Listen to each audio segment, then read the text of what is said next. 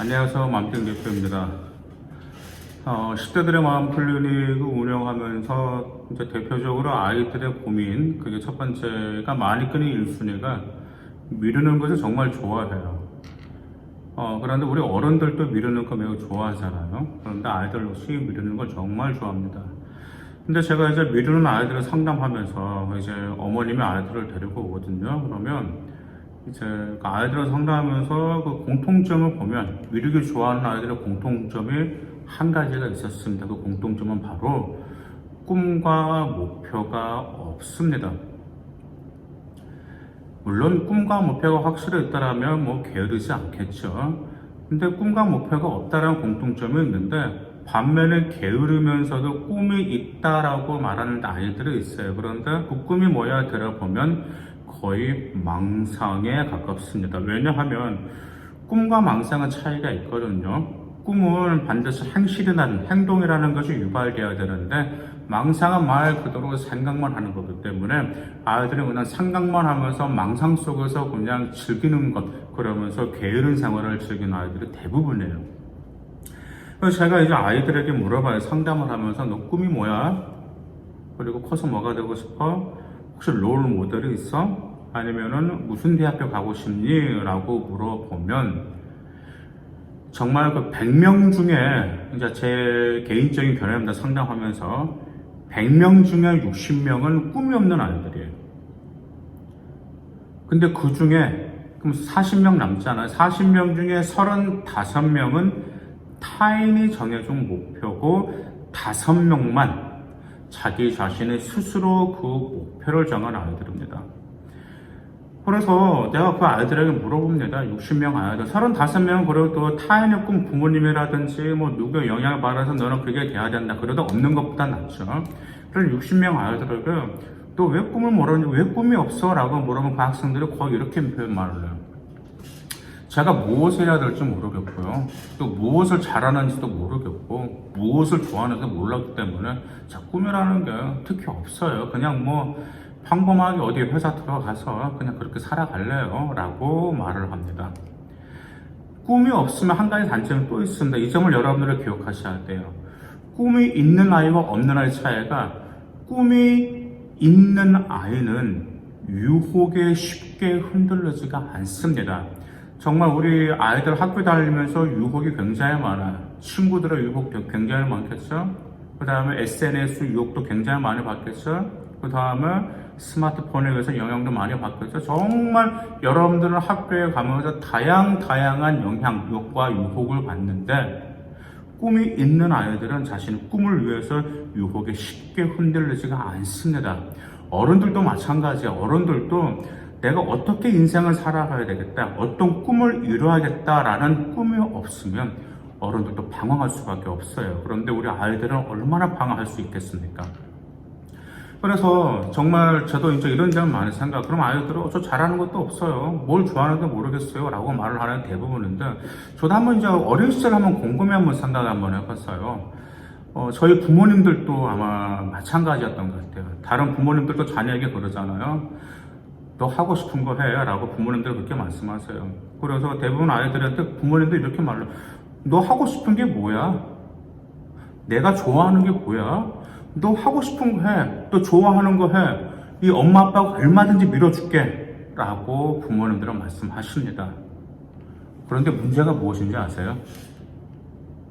아이들이 무엇을 좋아하고 무엇을 잘하는지 아이들이 모릅니다. 그래서 아이들은 그런 부모님들의 말씀을 들으면 방황을 해요. 대체 뭘 해야 되지? 내가 뭘 좋아하지? 그래서 그 고심 끝에 계속해서 게을러질 수밖에 없습니다. 더구나가 또 우리 한국의 교육이 이제 일반적으로 주입식 교육을 굉장히 많이 받았습니다. 저 역시 주입식 교육을 받고 이렇게 자랐죠. 그 주입식 교육만 받다 보니까 남이 시키면 이거 공부해라, 이거 공부하라, 이거 공부하라 그러면 그것만 했어요. 능동적으로 아이들이 공부를 한 적이 없습니다.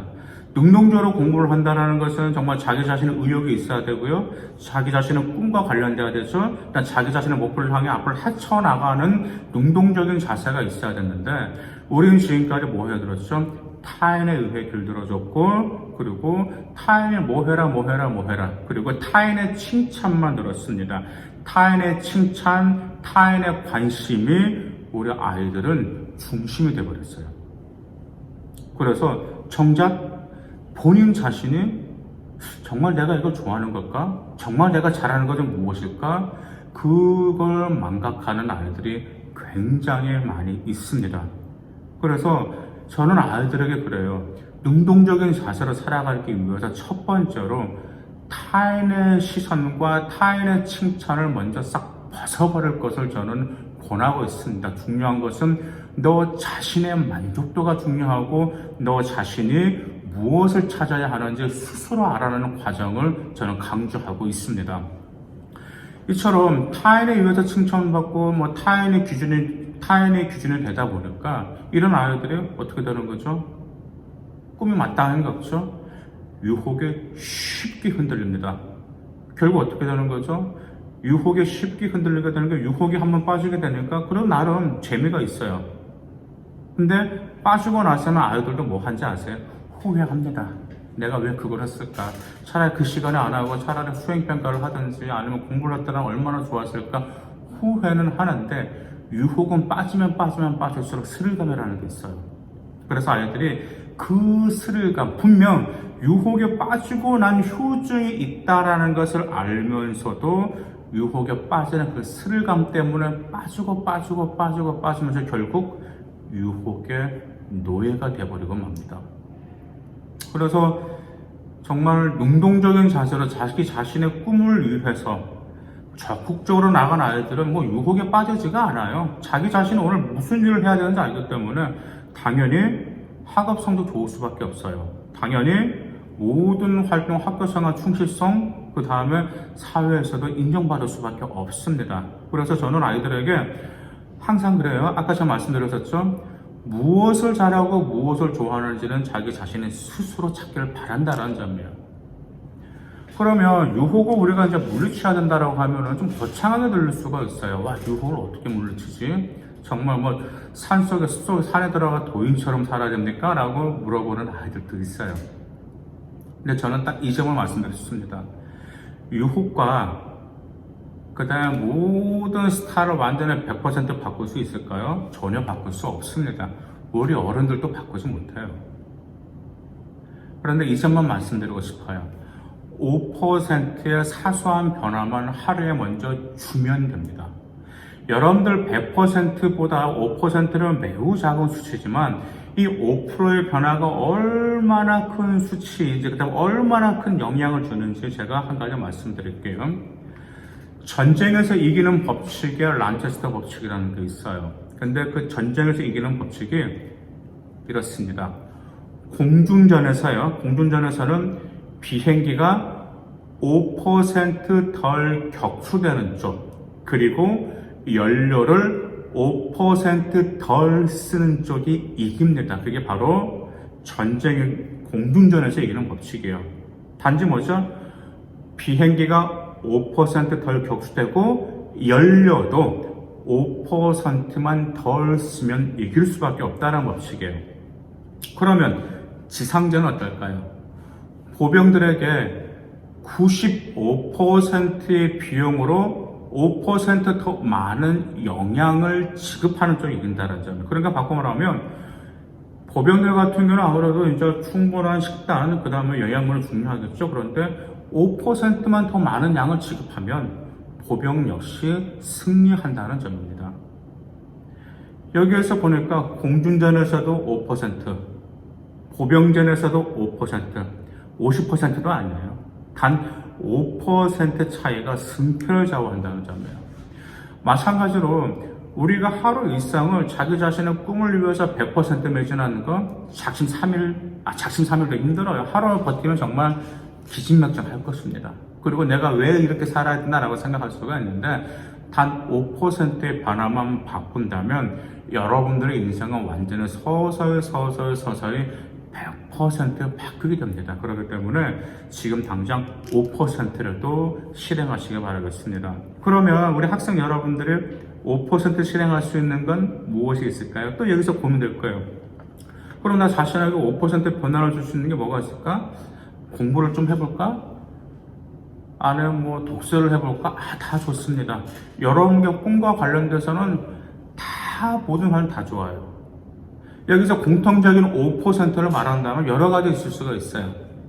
일주일에 게임 시간을 조금 더 줄인다라든지, 그 다음에 용돈을 아껴 저축해서 자기 자신이 원하는 어떤 자기 자신 보상으로 무엇을 구입한다라든지, 아니면 수업 시간에 10분만 더 집중하는 시간을 서서히 늘린다라든지.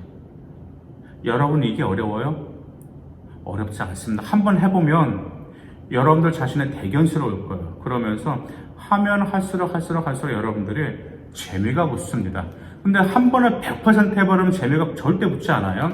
5%는 여러분들에게 너무 무리하지도 않으면서 여러분들의 성장도 도와주면서 여러분의 재미와 만족도와 자긍심까지 가질 수가 있어요. 그러면 그 중에 더 큰 변화는 무엇이 있을까요? 네, 바로 독서입니다. 제가 상담을 하면서 지금까지 제가 아이들, 그러니까 과외는 23살 때부터 했었거든요. 23살 때부터 지금까지 쭉 아이들을 지도하면서, 그 다음에 이제 컨설팅 10년 이상 하면서 아마 1000명은 넘거든요. 너무 많은 아이들을 만났어요. 근데 제가 그 아이들을 만나면서 항상 강조하는 것은 책을 읽으라 했습니다. 그래서 아이들 저한테 이런 말을 해요. 독서연합회에서 독서연합회 홍보대사냐라고 이렇게 말하는 아이들도 있습니다. 근데 저는 정말 독서는 매우 중요하다고 생각합니다.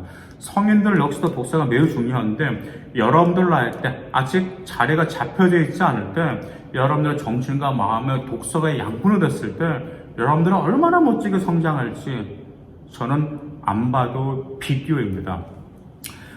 그러면 또 이제 무엇보다 또 우리가 뭘 할 수 있냐면 또 이런 점을 생각할 수가 있어요. 내가 뭘 잘하고 좋아하는지.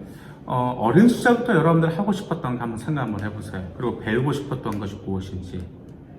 그러면 여러분들 어린 시절에 배우고 싶었던 거 분명히 있을 거예요. 그런데 어른들도 후회를 합니다. 저도 배우고 싶었던 게 있었어요. 어린 시절에 좀 피아노를 배우고 싶었거든요.